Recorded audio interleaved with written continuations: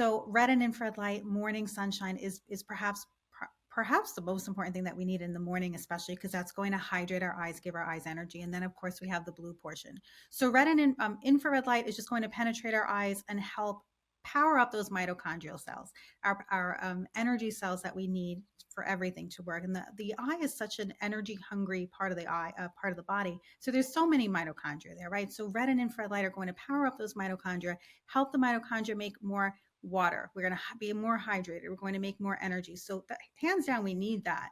But then also we need the blue light. So we don't want to be shot with this amazing amount of blue light in the morning. We need the eyes to know that it's morning. So we need a small amount of blue. And when that sunrise hits, it's a perfect amount of blue to stimulate those blue light receptors that we have in our eyes that are waiting to read the sky blue to tell our brain that it's morning. So we need those little bits. And again, balance with the red and the infrared, that's the perfect morning signal for the eyes to start our day. When people start learning about circadian biology and how light impacts every single organ system in your entire body, your hormones, your sleep, then they really start asking deeper questions like, what about sunglasses? What about contacts? What about eyeglasses? Can infrared light penetrate contacts? And so on and so forth. So today I have Valerie, who is over on Instagram as Quantum Eye Doc. I'll make sure to link her Instagram profile in the show notes, which will lead you to her website. And we really go into a lot of these topics and commonly ask questions because there's a lot of polarizing information online about these topics, especially sunglasses, glasses, and contacts, and even cataracts. And we really do take this information and put it into a more nuanced lens of someone who works every single day with patients to help them improve their eyesight as well as their circadian health. Now, Valerie and I did an episode a year ago that was also a pretty deep dive, and we tried to touch on a lot of topics in this episode that we missed in the last episode. So this one, we talk a little bit more about the morning sunlight, what that does to your brain, and we even get into topics like perimenopause and cataracts a bit deeper because as you get older, your hormones do shift, and that actually impacts your eyes. And so we have a bit of a longer conversation around that topic, and I really hope you enjoy it. I'll try to link everything in the show notes that we talked about. I know we talk about raw optics. My code there is Sarah, and we also talk about Curativa Bay. I didn't know she was using this with her patients, and my code there is Sarah K. So I'll link those down in the show notes if you get to that part of the episode and you want to check some of these things out for yourself. Not sponsored, just some extra resources for you. And definitely check out Valerie's information. She just puts out so much for free, so many free guides. She's a wealth of information and knowledge. So I'm super excited to share this conversation with you and hope you enjoy it. Welcome to the Evolving Wellness Podcast, where circadian biology and quantum biology meet nutrition, lifestyle, hormones, health, and everyday conversations. I'm your host, Sarah, board certified in applied quantum biology by the American Naturopathic Medical Board and certified in nutrition by the National Academy of Sports Medicine. This is just a quick little reminder that you'll never hear a guest on this podcast whose every stance I agree with. And that's the point. These are conversations and not consultations. The information shared here is for information and educational purposes only and is not a substitute for medical advice, diagnosis, or treatment. Always seek the guidance of a qualified, trusted professional for all of your personal health needs. If you want more of my content, including my free long-form articles with citations, free ebooks, membership group with more access to me and my Circadian app that helps you integrate light into your life seamlessly, make sure to visit www.sarahkleinerwellness.com. Thank you so much for listening and enjoy the podcast. Hello, everyone. Welcome back to the podcast. We have a very special treat today. Dr. Valerie is here. And I'm excited. She's already done an episode with us, but as we said kind of before I turn on the recording, people don't really remember things we've said a year ago because I continue to get a lot of the same questions. So Dr. Valerie, thank you so much for being here. Thank you, Sarah. I'm so excited. Thank you for having me again. Yeah, it's always lovely to chat with you. We chat, I see your posts online. They're always so good and so informative and thorough, and you put out just the best information. So if you're listening to this and you're not following her, I'll put your handle. It's Is optimizing eye. What is it again? Quantum Quantum eye eye doc. doc. That's right. Yeah, And I always send people there as well. I'm like, I'm not me even too. going to explain this. Go to Dr. Valerie's page.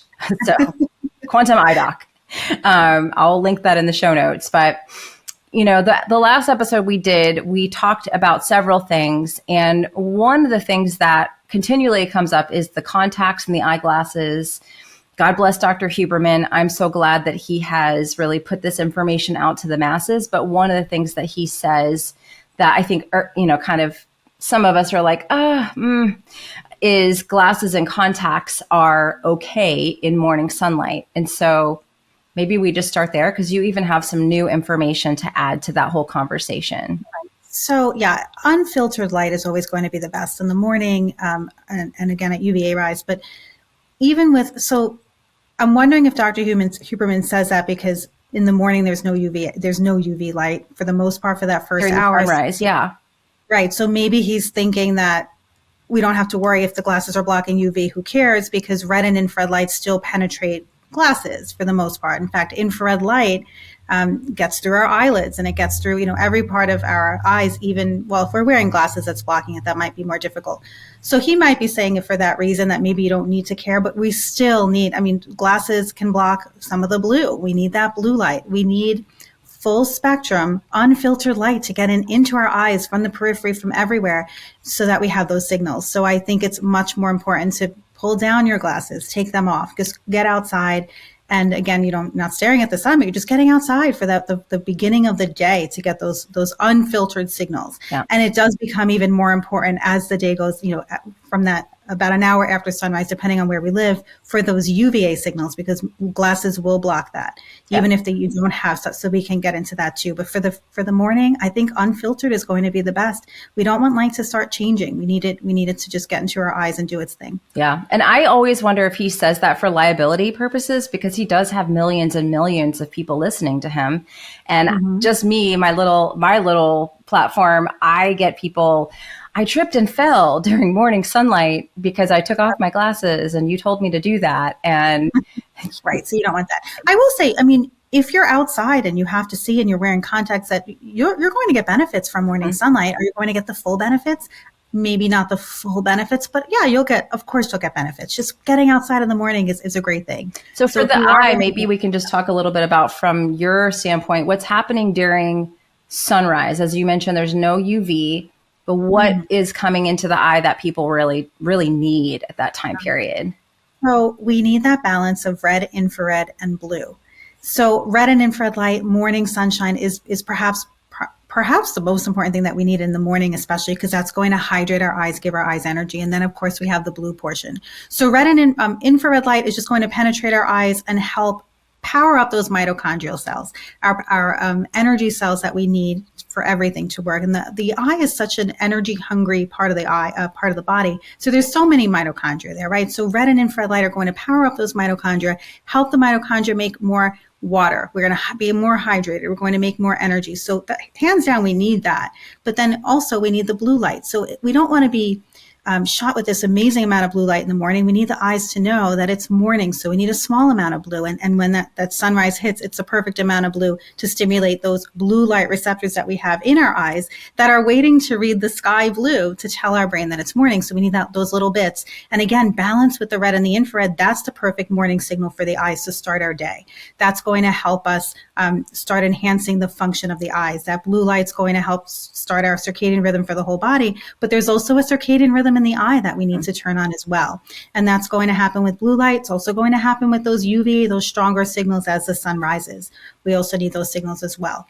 When we get the UVA signals or the stronger signals about an hour after sunrise, now we're going to activate different parts. Now we're going to start activating neuropsin, which are UVA and violet receptors that we have on our cornea, we have in our retina. They're going to activate those signals. It's actually going to help activate retinal dopamine, like the local circadian rhythm of the eye gets activated from those signals. In addition to all the things we already talked about, how UVA is going to help optimize our neurotransmitters and our metabolism through POMC, through the brain, nitric oxide, all of those things, but it all happens through the eyes. So we need those signals, preferably with nothing blocking us for that to happen. Yeah, because most contacts and eyeglasses, just by default, block UV light, correct?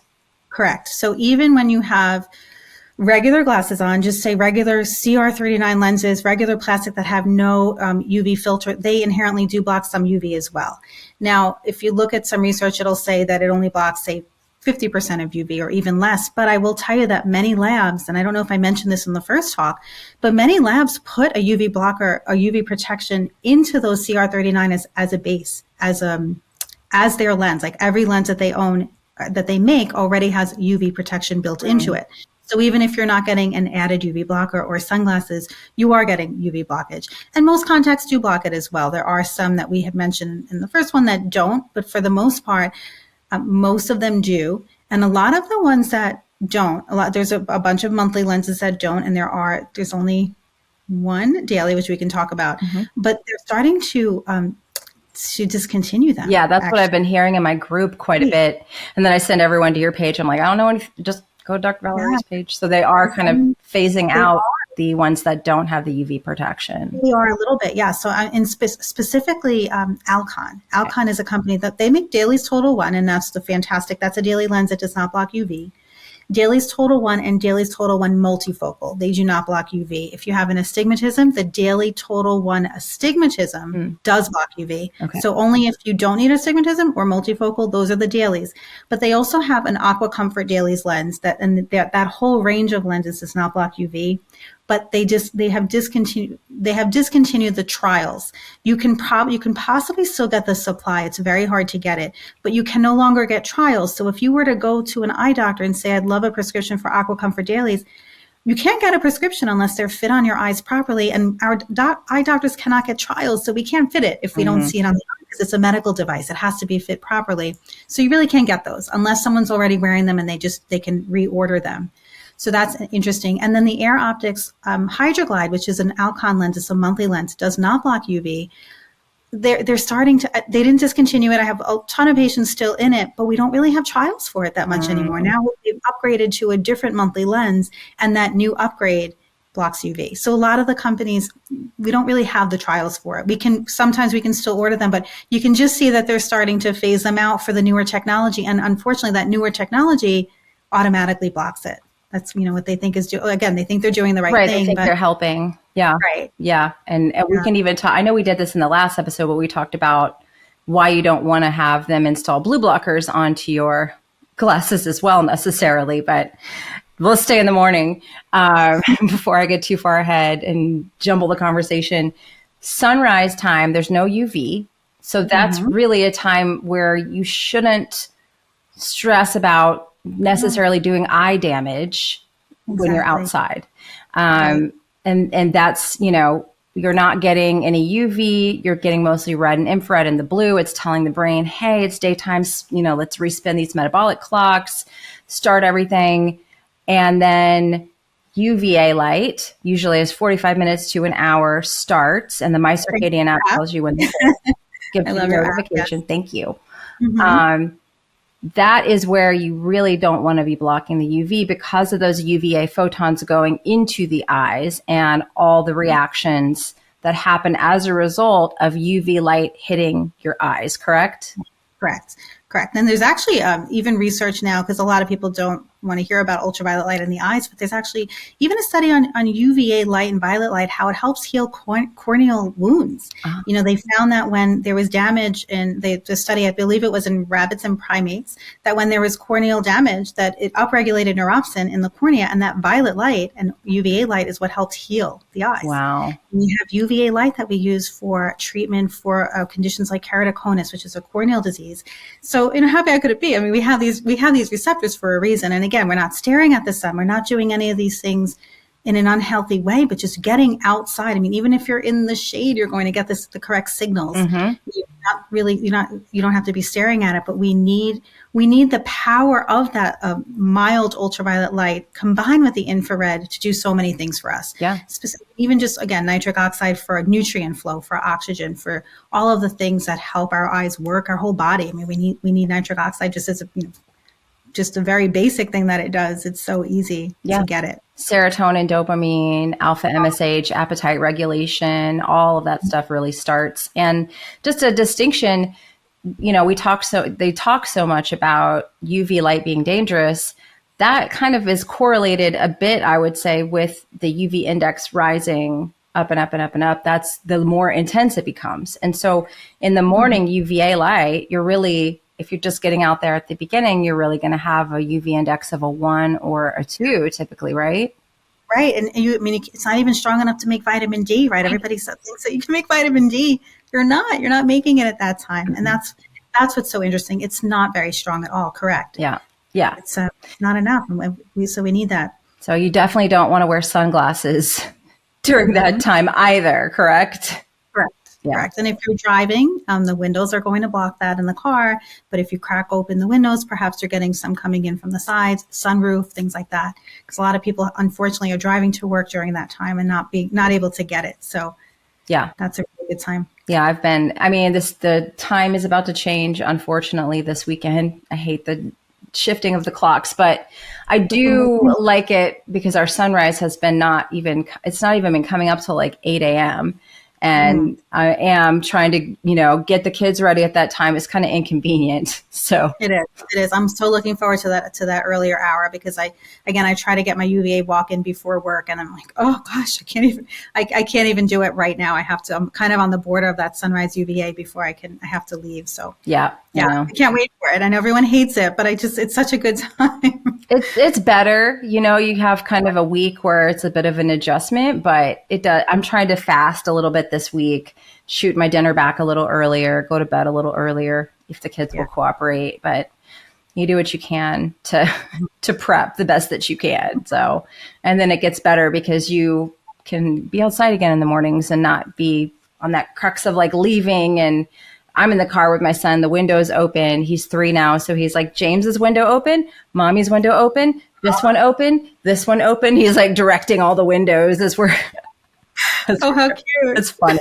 It's really, he's my window police. Like he's like James's window open, but I have to crack it because he loves to throw his dinosaurs onto the road and shoes onto the road. I'm like, if you throw that out there, we'll never see it again. Oh gosh. Yeah. Right now my kids are my son drives now, which is a little frightening, but he's a senior in high school and he's driving my daughter to school and they're driving in the dark now. I know. Leaving in the dark and it's a little, I don't like it. I know. I don't like it either. So think, we don't love the time change, but the earlier mornings, I'll take it. I wish they would just like leave it at this time, just because daylight saving time ends. So just let's leave it. Let's not. It's a normal time. This is our natural time that we need, right? I know. Right. So whenever they talk about let's not change the clocks again, I'm always worried that they want to keep it in the daylight. When they talk about that, they're talking about the real time, right? They're not talking about. I hope that's because I know so many people hate this time change that's coming, but that's the one that we need. The natural one. That's the way it's supposed to be. I hope that's what they mean by that. Not that it would have. I mean, I feel like they talk about it and then it doesn't actually happen. Right. I feel like they talk about it every year, and then here we roll around to March again, and it's that's the worst one. It's the March one. It is. Yeah. So morning time, if you're in your car, you do want to roll windows down because again, that's another barrier for UV, and that also blocks out some of the red and infrared as well, I've found. Absolutely. Yeah. Mm-hmm. Yeah. And the red and infrared is so important for eye health, correct? You might have noticed a lot of viral posts about methylene blue lately on the internet, and there's a lot of fear that you could potentially turn your brain blue and cause toxicity issues. But what those articles aren't telling you is that those doses were 100 times higher or more than the standard dose. Now, I have actually been using methylene blue personally and have several clients that also use it. And when I choose my methylene blue, I choose Transcriptions because it is a physician-led company. They actually had 4 physicians that have used their real-world clinical experience to develop extremely effective health optimization solutions. It's pharmaceutical-grade quality because Transcription sources high-quality ingredients globally, subjecting each to rigorous testing to ensure unparalleled purity and potency. It's easy to dose. These buccal troches are actually scored, so you can divide them down into a tiny little dose to try it out. I use it for mitochondrial optimization when I've had a night of poor sleep or if I am flying. If you want to try out the brand that I use and trust, go to troscriptions.com/Sarah K for 10% off of your first order. That's TROSCRIPTIONS.com/Sarah K for 10% off of your first order. Yes, so red and infrared light is super important for the eyes. It's one of the most important wavelengths that we need to keep our eyes healthy. It's going to power up our mitochondria, as I said before, and that's the key. That's the part that we need to balance out all of the inflammation that we're getting. When we are exposed to ultraviolet, those high energy wavelengths are such a high frequency that yes, it does create inflammation, but we have the long wavelength of infrared to balance that out. And that's the key, that balance. Unfortunately, that's what's missing indoors that we're not getting. So really important. And the reason why red light therapy is so important, even for the eyes, is because we need that from the sunlight. We really need those signals more than anything. Yeah. Yeah. And so when they talk about UV light and how dangerous it is, it's typically just being studied as narrowband. Yes. And then it's indoors under artificial light. So there's so many things, and there's no red and infrared in those studies. Not saying, again, go stare at midday sun and lay out in midday sun for hours and hours, but just remember, when you're looking at research data and people kind of fear mongering about these things, there is context that's missing from a lot of that research for people. Yes, absolutely. Right. Yeah. You don't really see studies of anything outdoors where it's natural, of course. And then, just to play devil's advocate a little bit, because there are so many people that say, don't wear sunglasses ever, from your point of view as an eye doctor, is that a good rule of thumb for everyone at all times? No, definitely not. Definitely not. So while we need full spectrum sunlight, everyone has, when we're talking about the stronger signals in the middle of the day, there are some benefits to getting those strong signals. If we're making vitamin D, we want the same signals from the eye. The brain needs the same signal as the skin to help optimize that. There's actually a study also that I saw about on mice when they have UVB light on the cornea, that it actually upregulated pigmentation in the mouse. So that's where the UVB, because UVB does not penetrate the retina. It gets absorbed by our cornea and our lens. Okay. But even the research has shown that UVB on the cornea can upregulate our alpha MSH, our melanin pigmentation. So again, that link, it kind of shows a little bit how we really do need the same signals for our upregulation of pigmentation and vitamin D and all of that. So yes, we have to do that safely. That's a whole other story. But we all have our own dose that we need. Everybody's different. We can't just go out there and spend hours under the sun if we've never done it before. If we are so used to wearing sunglasses, if we have certain, people with lighter eyes do have less melanin, right? And they do have less of a need, just like you wouldn't be, like for me, I get my sun. I use your app and I help know how much sun I can get, but there's a limit for me. I'm not outside for 4 hours, under UVB light. For me, it's like, I don't know, by the end of the summer, I can handle 45 minutes, around that. And that's fine. And depending on, maybe even a little bit longer, but not even straight. I wouldn't sit out there for straight. Just like I wouldn't do that with the eyes as well. I wear a hat, so there's limits to what we need. And when there's reflections, we have to be really careful because a lot of surfaces have reflections, and that changes the light. That's where it can become dangerous. Yep. Right. If on white sand sometimes has really intense reflections. It's I think it brings it up about 60%. Yes. Which is that's crazy. Snow is 80%.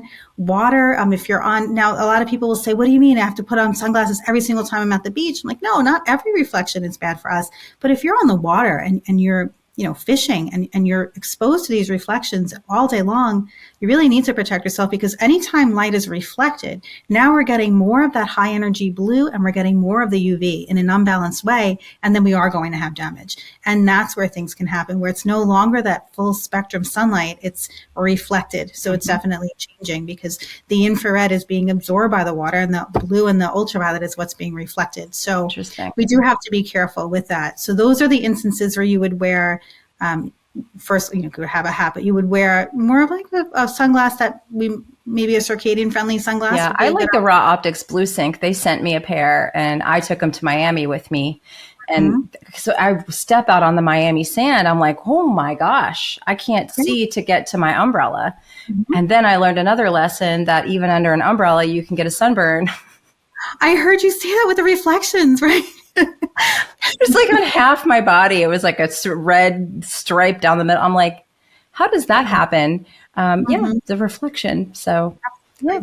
Well, just a similar thing happened to me in Mexico. We were in Mexico, and I honestly didn't have my sunglasses with me. I didn't have them. I just had a hat, Mm, and I thought that was enough. And I went on that beach, and I had to get off. I couldn't believe can't like see. that visceral pain. I said, "This is not healthy. Right. There's no way this is good." And I got right off. So those are the times, yeah, I wish I had those. I didn't have them. I would have worn them, the blue sync lenses, because at least you're not just blocking the UV.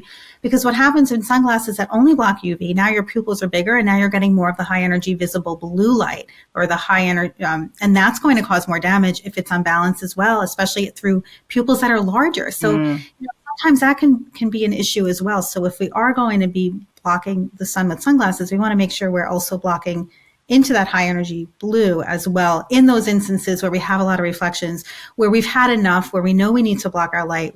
Driving too. I mean, yeah. obviously driving, we want to be careful. Yeah. Polarized glasses are also really comfortable if you're dealing with a lot of glare. For driving, especially when they're polarized, you're going to block a lot of the reflections and the glare, and it does help you feel better in those instances. So I think there are times when we really do have to be careful. We have to, everybody's different. There's no blanket statement that we should all be outside all the time with no sunglasses. It's Right. actually very dangerous. So Yeah. yeah, it's all depends on, again, how much red light have we gotten? How much morning light have we gotten? Have we been able to build up? Are we living an outdoor life, or are we inside all the time under artificial blue light? And then we go outside and think that we can handle sun all of a sudden in the middle of the day. Like those things don't make sense Mm-mm. either. So, everything has context in it, and it depends. So yes, there are times when we should be wearing them. There are times when we can pull them down, give ourselves the natural signals of light, but we want to do it all carefully. Again, I'm not ever suggesting that we stare at the sun, especially in the middle of the day. Yeah. But we really shouldn't be wearing them 100% of the time either, and I think that's just as dangerous. So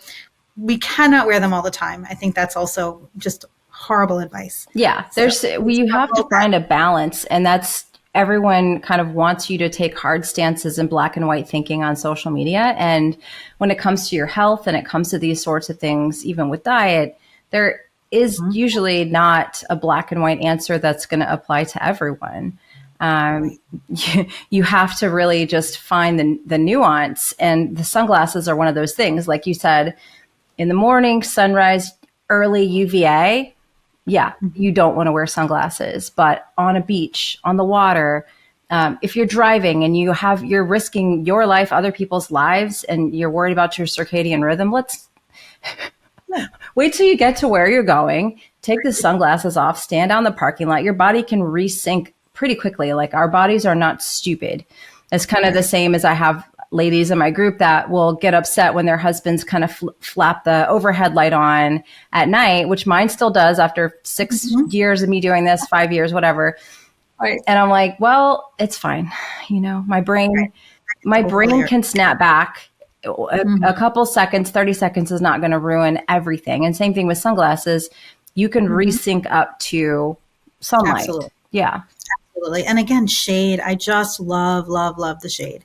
And especially after hearing, the Scott Zimmerman research and, with his colleagues, and gosh, it's such an amazing place to be, right? Just in the shade. I mean, I spend so much time in the summer with a hat under an umbrella. Like after I've gotten what I think is my maximum sun, I love sitting under an umbrella. I'm still getting the benefits. I'm still getting all that, but I'm not in direct sunlight, or I cover up. Yeah. And then I'll take little breaks, or I don't get it all at once. There's so many things to do to enjoy the outdoors without feeling like, oh my gosh, I'm hurting myself. So. Yeah. I mean, I live on my screened-in porch. I'll go lay out in the sun, do my time, I'm done, and then I'm in the screened-in porch working, sitting out there. I sit out there year round because there's always tons of red and infrared, and your body is always getting benefits of subcellular melatonin and more cellular water. And there's just such a powerful thing you can do for your health that's completely free, is sitting in the shade. And I think that we think, oh, it has to be direct sunlight. Right. we have to be standing out in the middle with no clothes on the equator, or else we're just wasting our time. And that's just not true. Right. Yeah. Exactly. Yeah. So going back to one thing we didn't cover is a question I asked you last time, that I don't think we got to, was the contacts blocking infrared light. They don't. I know last time I wasn't sure about that. They don't. Infrared light penetrates so well. It even can penetrate our closed eyelids. It can penetrate our sclera, the white part of our eye, just by being outside. So it's not going to be an issue with contact lenses. I love that. And can UV light penetrate the eyelid, or is it just the red and the infrared? It can penetrate the eyelid. It's just the skin. And UV can get a little bit into the sclera, the very top surface of the sclera, just like UVB with the cornea. Actually, what they found in that study with UVB in the cornea is that it's not penetrating the eye. It's not going all the way through because it gets absorbed through the cornean lens. But it also, I believe the mechanism that connects to that alpha MSH, the POMC and the melanin, is through, for the eyes, the trigeminal nerve. And there's also a nitric oxide system. Even though we think of UVA with the nitric oxide, I believe this is talking about nitric oxide and the trigeminal nerve. So it's more of a nervous system link, a nerve link, as opposed to, getting into the retina, because UVB, we're not dealing with UVB in the retina at all. Even UVA, we're only dealing with 3%. If our lenses are clear, we're around about 3%. And that just shows you how even that small amount is so powerful, and it does so much. And because we have neuropsin in our retina, there is some UVA that gets through, but it's not much. We really don't need much of it. Yeah. That blue that gets through more than anything, which is why it's so damaging. It's that blue that penetrates so deeply. Gosh. Yeah. Yeah. I mean, that's one of the things I think people are struggling so much more with thyroid issues. Not only is it our food and our water, but I think that it's I've got no lights on in my office right now. I'm like, I'm just going to have a dark recording today. And my window is cracked in front of me. I think it's so much blue light that's hitting thyroid now. We've got our phones in front of us. We've got, computer, I've got Iris on my computer. So I'm trying to do everything I can. I've got a baby little, red light panel I keep here. Yes. I'm like, if you work in an office, you need a baby red light. I have a suitcase with me and I bring it to my office all the time. If you're not new to my work, you already know the importance of sunlight in your daily life. But what if you have to work in an office all day long? How can you offset some of that blue light? Now, the work of Professor Glenn Jeffrey shows that preconditioning your body with red and infrared light before going into a blue lit environment actually helps your mitochondria buffer the stress of that environment. And I would recommend anyone who works in an office or has to be indoors a lot this winter to have a source of red and infrared on their desk with them. That is why I absolutely love this Bond Charge mini red light panel. And I keep it here on my desk while I'm working in my office and recording videos for you guys. And they've given me a discount for all of my listeners. All you have to do is go to the Bond Charge website, which I'll put down in the show notes for you, and use the code Sarah Kleiner for everything on the site. You can get 15% off. But if you want to get this little Bond Charge red light mini panel, this is really my favorite tool for anybody who has to work in an office and has to offset some of this blue light, because let's be realistic. We can't just quit our jobs and move, even though we might want to. So learning how to live in the modern world and mitigate it is going to be extremely helpful. And the research is there to show that red and infrared light is immensely helpful if you're in a blue lit environment. Head to bondcharge.com and check out the mini red light panel. Use the code Sarah Kleiner, all one word, to save 15% off. There will be a link down in the show notes. Good stuff. Yeah. And, macular degeneration, I feel like we might have touched on this before, but it's becoming a bigger and bigger issue. Am I right about that? Yes. So the amount of what we call Drusen that we start to see, that I've seen in people, is much, much younger than what you would expect. So it's ARMD, so age-related macular degeneration. Okay. Used to be very older people, much older people get it. But I'm telling you, there's so many young people that have the beginning of Drusen. And Drusen are the deposits. So in order for our photoreceptors are doing so much work that they have to, there's they always have to be regenerated, right? So they're always getting, there's a lot of waste products. Mm-hmm. And the pigment epithelial layer that has all that melanin and mitochondria are going to have to digest it, digest those cells and replace them and replace them and replace them.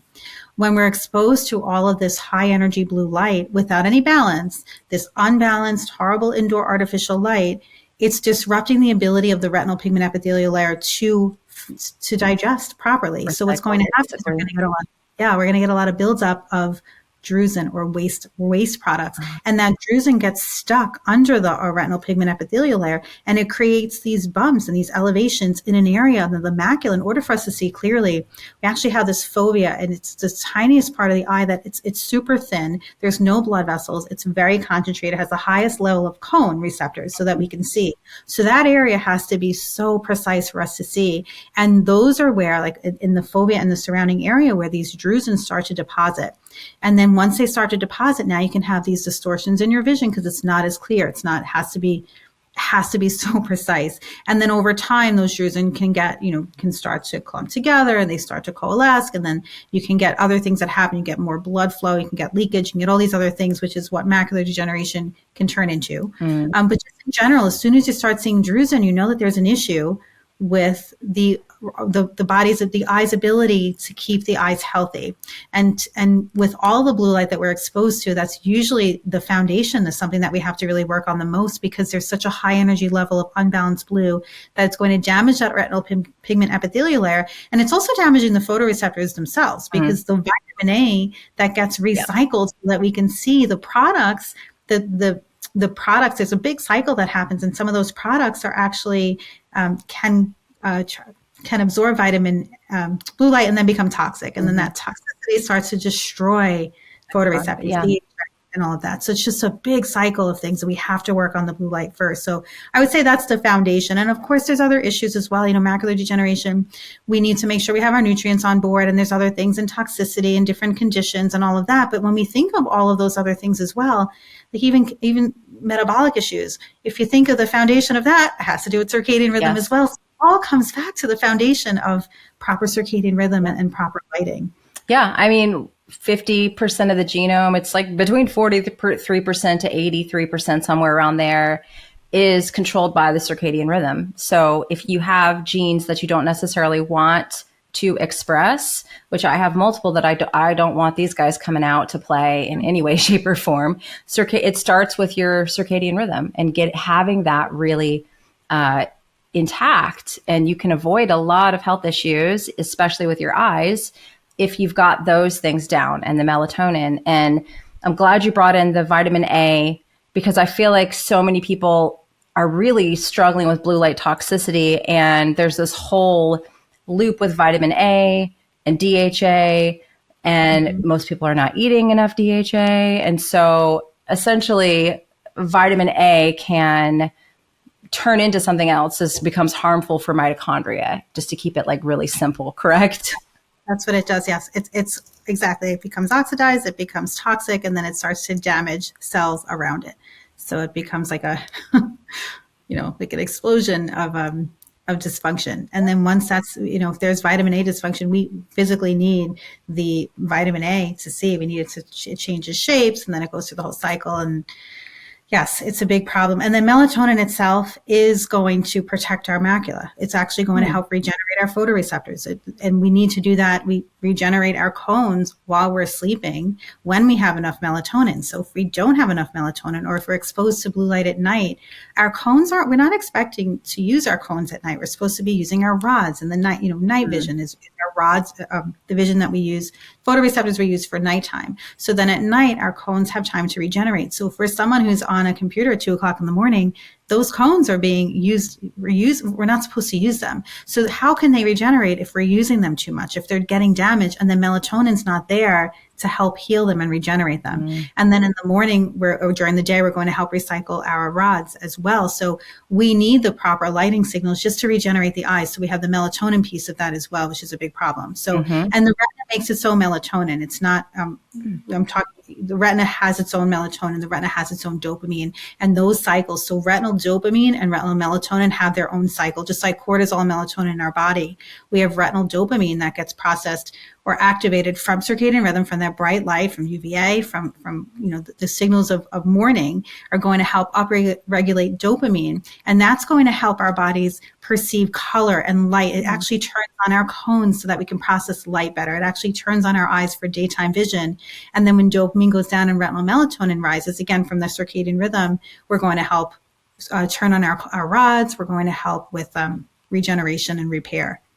In addition to infrared causing, mitochondrial, subcellular melatonin, that's also extremely helpful. But when we're talking about the circadian rhythm, we really want that melatonin to be on par. And then the whole correlation between the night blindness and the blue light toxicity or low vitamin, like how does that all work together from your perspective? Yeah, so rods, we have more rods than cones. There's so many more rods than cones, and rods are very susceptible to that vitamin A toxicity. So that's the first place you're going to see it. So if we have blue light at night, we're going to damage those cells. And that vitamin A toxicity, if it shows up and it starts damaging rhodopsin, which is in our rods, it's going to be very hard to see at night because the rods are what's picking up our night vision. It picks up movement. It's just, it's such an important part of our vision. It's, periphery, it's contrast, it's vision, it's night vision in general. So we can't function at night if our vitamin A cycles have been disrupted and damaged. That's where we're going to see it. Okay. That makes a lot of sense. So and then the chicken skin on the back of the arms, that's another sign of low vitamin A. And I always say that's potentially a sign of blue light toxicity as well. Do you see that as well? I think that's true. Yeah, I would agree with that. Absolutely. Yeah. There's, so many people that struggle with that. And it's like, you're destroying all your vitamin A because you've got all this blue light coming into your eyes, and carrots are not going to fix it. Oh gosh, if one more person tells me how they eat carrots for their eyesight. Right, I know. And I say, carrots have beta carotene, but beta carotene is not, we still have to convert it to a form that we can absorb vitamin A. So, you're better off eating liver, right? Egg yolks, raw butter, and people with thyroid issues have an even harder time doing this conversion that I've seen. Have you seen that as well? Oh, yes, absolutely. Yeah. Thyroid issues, you're going to see a lot of other eye issues as well, really? A lot more dry eyes. Yeah, you just tend to get, thyroid goes hand in hand with dry eyes a lot of times just because there's just not enough nutrients. Cellular energy and nutrients. Yeah, right. That makes a lot of sense. So, so many things correlate back to the eye, and so many things correlate back to our light exposure. Where else could we go with? I know I had more questions on this, but just what are some of the biggest questions that you get on your page? Because I know you put out so much fantastic information for people. I tend to get a lot of questions about conditions. Like, what do I do about cataracts? Yes. What do I do about arthritis? What do I do about, these actual conditions? Yes. So I don't know if you hear a lot about cataracts. I send them to you. Yeah. So mostly I would say cataracts, floaters, those are another thing. Yes, those are big ones. Yeah. So a lot of what's interesting, in addition to all this light stuff, when we talk about exclusion zone water and lymph, a lot of it has to do with lymph flow and making sure we're releasing toxins. Like even floaters is very interesting. Floaters can come from blue light because we have that ball of jelly that is, I don't know if I mentioned this in the first one. I don't know. Anyway, ball of jelly, it has collagen, hyaluronic acid, and basically gelled water, exclusion zone water. And what that does, it keeps our eyes, gives our eyes its shape. It's like a shock absorber, and it's going to slow down light, and we need it. People who are very nearsighted tend to have a more stretched out eye, so they're going to stretch out that jelly and there's a lot of floaters that happen when you're nearsighted, very common. In general, when we are dehydrated in general from blue light, from Wi-Fi, from all the things that this world does to us to keep us dehydrated, we are going to get more floaters because, again, that jelly is the collagen is going to separate from the hyaluronic acid, and you're going to get these little protein fibers that float around. So it's more of like a dehydration of that whole ball of jelly. But there are also some floaters that happen just from toxins. Just sometimes if our lymph is stagnant, we're just not flowing. Sometimes you can get more just floaters and debris. So the vitamin has a lot of different nutrients in there, and sometimes they just get clogged up. And there was research on pineapples. The enzyme bromelain from pineapples. They did research on that. The enzyme from pineapples, I believe it was maybe 6 weeks, that it can break up protein. Now, here's the thing. Do we really want people eating pineapples, in the winter, right? And so that's like people, when I say that, I wonder people if are you like, could oh, use like serapeptase and nattokinase. Like I do those a couple of times a week. that's what I usually recommend. Yeah. I'd say if you're not, or even, if you have bromelain, but serapeptase, nattokinase, things like that, those proteolytic enzymes, in my opinion, would be a better approach. Thing, right? They're going to break up some debris. Yeah. But again, you need to be careful if you have any other conditions. Again, not medical advice, No. but interesting with floaters that's what can help. And also just making sure that we are not dehydrated, that our lymph is flowing, that we can do dry brushing, all the things that would help us increase our voltage, really. Yeah. Cataracts too, cataracts, if we look at cataracts is an oxidation of these crystalline proteins. Now we have our lens proteins from when we're born, and we have them, and they keep growing, they keep getting thicker and thicker, but those proteins have to last a lifetime. And those crystalline proteins are full of like it's water, and it has sugars in there, and there's it's just proteins that can get oxidized very easily. So if you're somebody who has elevated blood sugar, cataracts are going to be much more common. If you're someone who takes steroids with like inhalers, you're going to get cataracts much more easily. If you have toxins in your environment, you're going to get cataracts. If you are exposed to this unbalanced blue light, you're going to get cataracts. And if but the main thing that I remember learning is that it's ultraviolet light. Yeah, that's only. what I've always heard. And whenever I've talked about the sun, I'll get people in my comments that say, cataracts, I get cataract, And again, maybe reflections are not good. And, right. We don't want to do that. We don't want to do that. We don't want to do reflections, but our lens turns yellow as we age. And why is it turning yellow? It's trying to block blue light. Like it's our own little blue light filter. And as the lens gets more and more yellow, we're not absorbing blue. We're blocking blue, and we're not able to absorb that UV either. So interesting. And a lot of people want to try to prevent cataract surgery, in this space. Like, how can I prevent cataract surgery? But if you get to a point where you can't see because of your lens, because your cataracts are so thick, you're not getting ultraviolet through your eye. You're not getting the signals anyway. So really get it out. That's the other question I get all the time is like, how can I avoid getting this cataract surgery? It's been recommended. And so again, not medical advice, none of this is, but you might not want to avoid it. Is that what I'm hearing you say? No, the goal would be like, let's try to prevent it before it happens. Now, I know people are already past that, but I think that we can slow down these issues by doing the right things, right? We can absolutely slow down the aging changes that we're supposed to get. Just like you can slow down mitochondrial, like everything that happens, a lot of it is mitochondrial disease, right? Or mitochondrial dysfunction. So if we can reverse that and do the right things, then I think we can slow those things down. So obviously it's much better to prevent it. If you're starting to get some mild cataracts, can you reverse it? I think if they're mild enough, you can. But once you get to a point, if you've already gotten to a point where it's so thick that, obviously you need to be able to drive. You have to be careful. Like driving vision, you want to be safe. And it gets to a point where glasses will not help you if your cataracts are that thick. So you kind of have no choice. You can't really, you can try to reverse it a little bit. You can try to get to a point where maybe reduce some of that oxidation, but it's hard. It's when it gets to a point where it's that thick, you might as well just get it out. And again, yes, the lenses do block ultraviolet light and they do block blue light. Some of them do block some of the high energy visible blue light, which is not ideal for our circadian quantum parts of the eye. But the eyes, we do have UVA receptors in our cornea. So we're still going to get UVA. We're still going to get the amount of brightness that we need. The eyes work on lux. They work on brightness. So the eyes are still going to know what time it is. We're still going to have those signals. Our skin still has, the proper receptors, neuropsin, melanopsin. So we're still getting those signals. So it's still going to be important. I think we can do, you can still do well. So you don't have to worry. The human body is adaptable in many regards, and I think in like what you just said, there are other ways, the lux, that there are other UV receptors, we got photoreceptors. And so, I really caution people from listening to all or nothing, doom and gloom, scary stuff. That's like, oh, well, you did that, you're screwed. I don't believe in that. I always think that there is something we can do to support the person, that the body has a way of adapting. And so, just.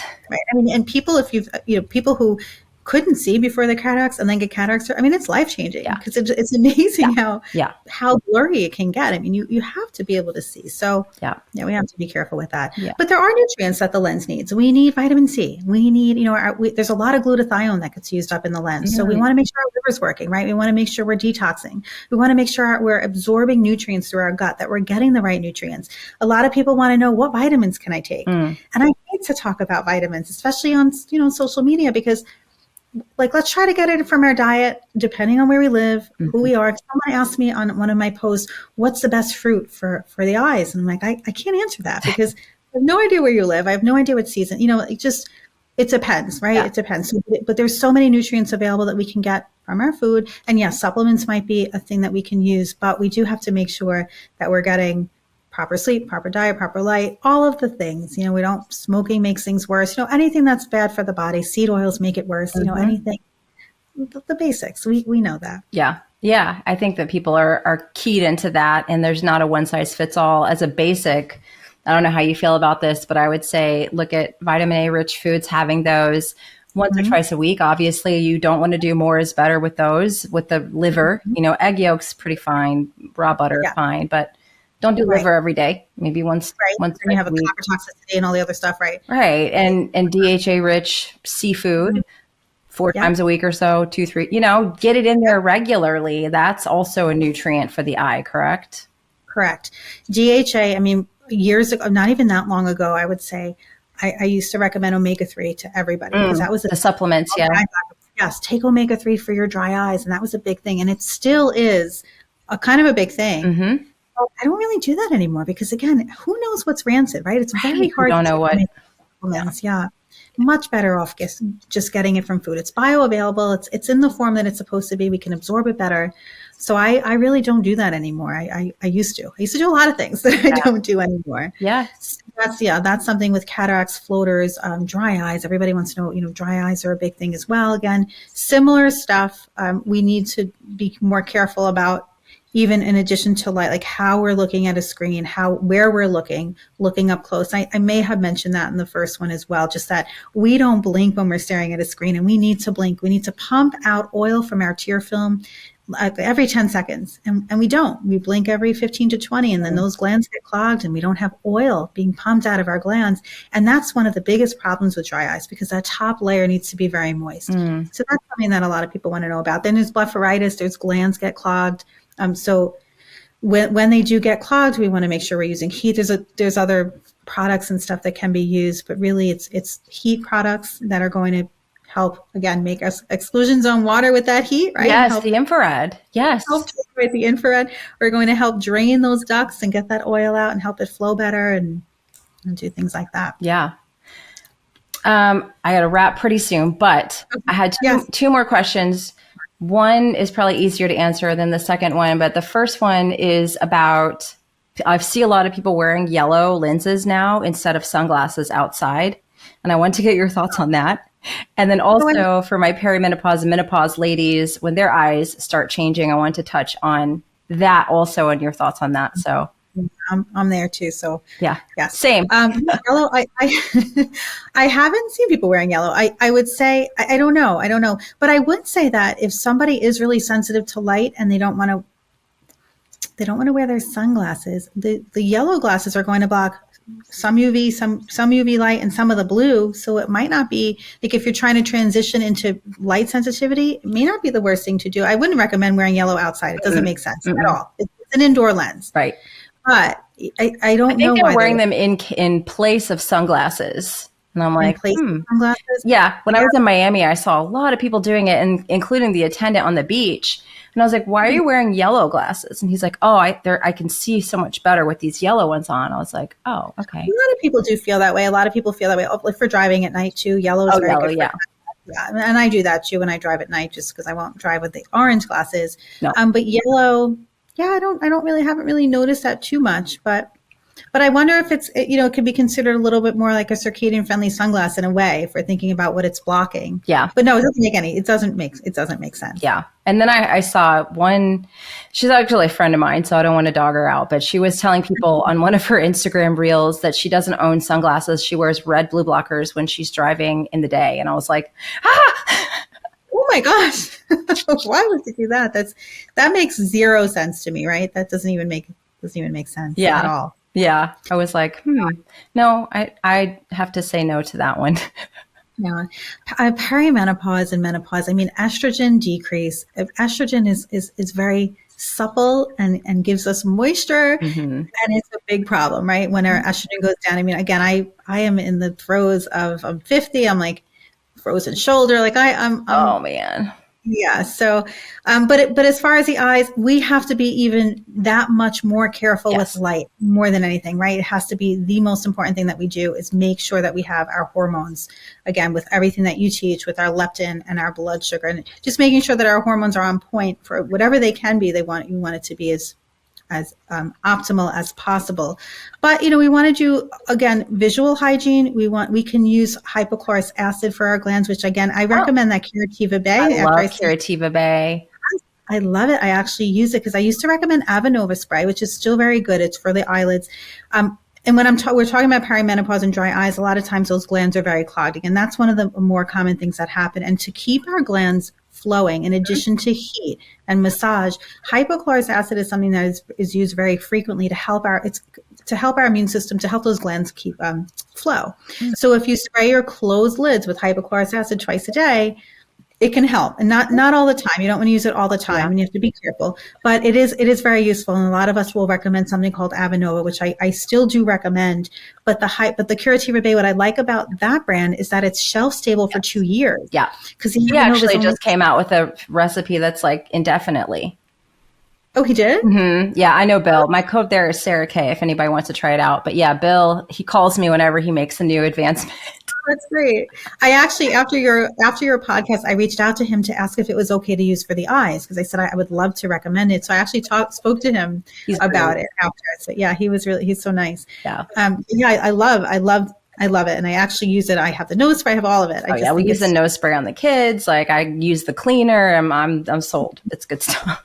absolutely. But I didn't know that you could use it on the eyes. So that would be a situation, obviously, like you don't want to do that every day. But if you're, because I started having it last summer, it's gone. I've made a lot of changes. So my hormones are kind of like, okay, we're not going to leave. We're going to stick around a little longer. Like they decided to stay last summer. They were leaving, but now they're back to stay for this month anyway. And the last several months, I've been like, okay, fine.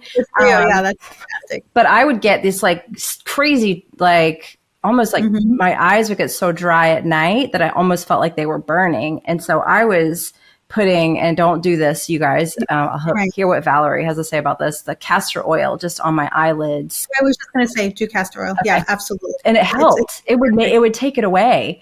And so I'm like, yes, around the eyes, and it'll gets in on the eyelids, exactly like you said. It's going to improve lymph, and it's very nourishing, very nourishing for those glands. So yes, castor oil is fantastic. Queen of the Thrones, I would usually that's one I recommend. use is a glass organic. I don't have a code there, but that's the one I Right, like. right. I absolutely love that one. Castor oil. There's actually this.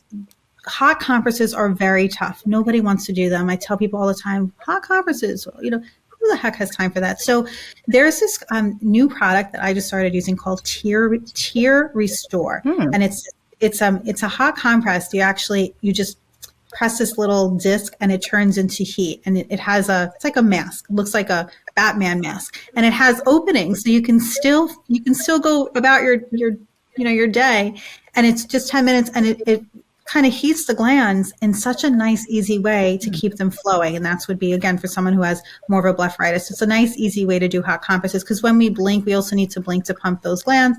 So that works pretty well. Tear Restore.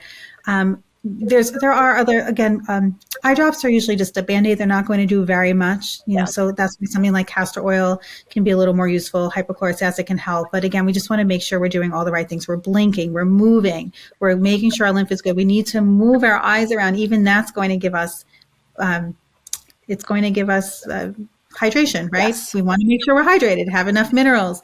We're getting infrared. All of those things are going to go a really long way. Yeah. Hydration, especially. Yeah. I think that these are just super easy, basic things that I would do before anything else drastic. And then just to clarify, you can spray closed eyes, hypochlorous acid, you said twice a day. People can do that if they're having like the really dry kind of itchy eyes.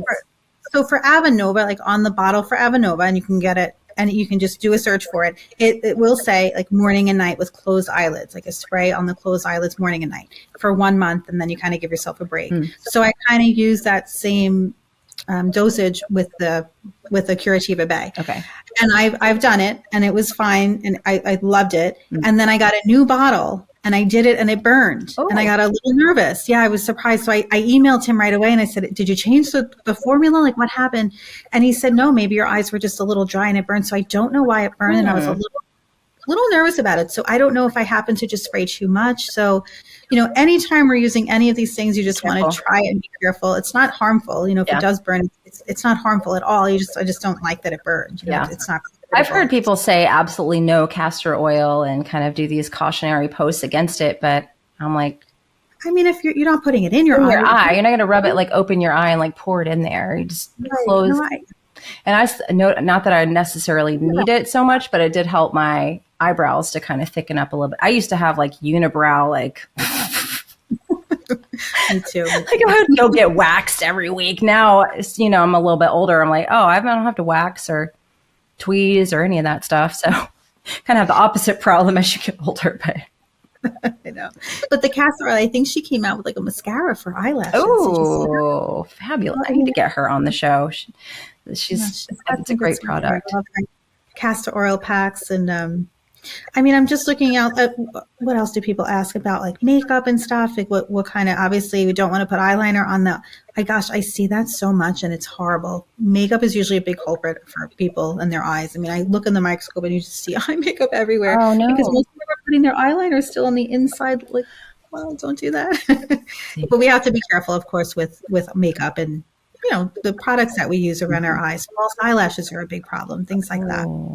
See, I haven't done eyeliner in probably a decade plus. I just have always hated it. And then I try to get a non-toxic mascara, because I'm the person that'll put on a mascara and my eyes will just start watering. Like my body will immediately try to just get rid of it if it's toxic for me. So I'm super cautious with, I usually don't wear makeup. Of course. Yeah. Absolutely. Yeah. Amazing. Well, where can people find you if they want to? Because I know I'm going to be sending people. You have a ton of free ebooks and resources as well. Yes. Yeah. It's on my Instagram, you can get a link to my website. My website's it's a little long. It's like Quantum Eye Doc, Podia homepage. So it's easier to just click on the links from Instagram. Yeah, from Quantum Eye Doc on Instagram or even YouTube. Amazing. Yes, you've got YouTube as well. And someone was telling me that you have this awesome, like 20-minute long presentation that's kind of your signature video that I need to check out now. On my YouTube, I have it's like an hour and a half. Okay. A presentation on circadian rhythm and different eye conditions. So kind of go through all the different kind of quantum links to the main conditions that we talk about a lot: dry eyes, cataracts, glaucoma, diabetes, all the main things that can happen, floaters, things like that. It's in this presentation, kind of give you a little breakdown of how quantum circadian rhythm and light is linked to those issues and what to do about it. I love it. Amazing. Well, I'll make sure I have all that linked in the show notes. And thank you again for coming back on. I'll link our previous episode too, because I know I said I brought it up this time, but I remember we talked about it last time, wearing the blue blocker glasses during the day. That's in that episode. We have a whole conversation on that and like why you don't necessarily want to do that. So right. Amazing. Right. Thank you. All right.